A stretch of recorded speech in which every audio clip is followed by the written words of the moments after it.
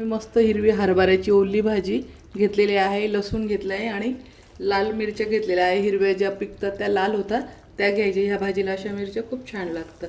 तर याच्यामध्ये आता आपण लसूण टाकून घेऊया.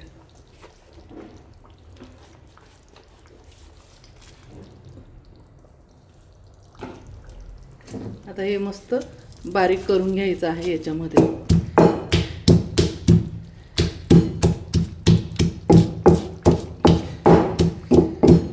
हे मिक्सरला बारीक करायचं आणि असंच याच्यात जाड बारीक कुटून टाकायचं आहे.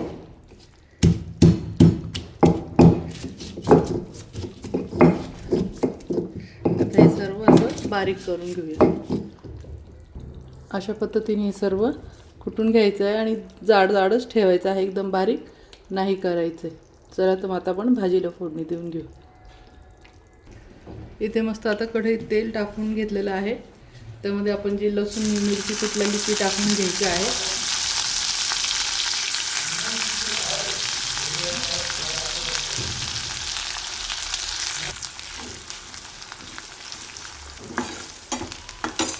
मिरची लसूण तळून घ्यायचं आहे.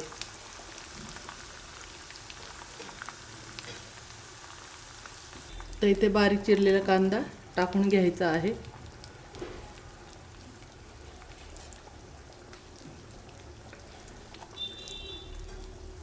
परतून घ्यायचा आहे. कांदा थोडासा पारदर्शक होऊ द्यायचा आहे, फक्त जास्त नाही तळायचं. याच्यामध्ये चवीनुसार मीठ टाकून घेऊया.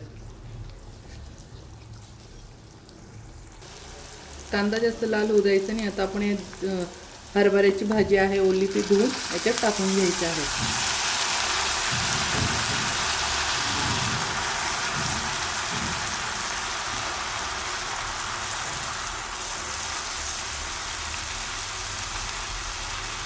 अशा पद्धतीने सर्व भाजी टाकून आणि परतून घेऊया.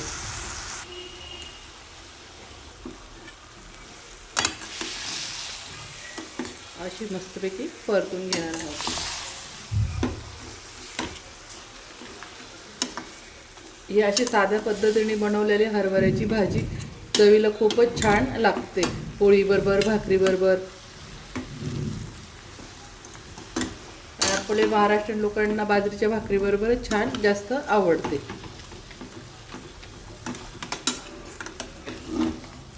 ही झाली साधी सोपी आपली हरभऱ्याची भाजी. त्याला 5 मिनिटं शिजू द्यायचं आहे. ही भाजी सरसोच्या तेलामध्ये पण खूप छान लागते. त्याच्यात पण तुम्ही बनवू शकता ते.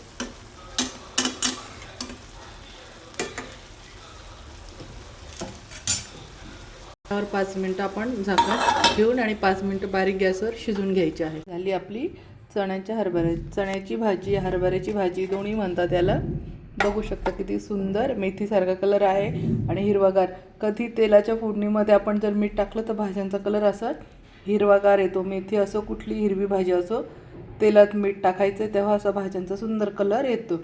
चवीला पण खूप छान झाली आहे. तुम्ही पण एकदा नक्की ट्राय करा. कशी झाली ते पण मला सांगा. मस्त खा आणि मस्त रहा.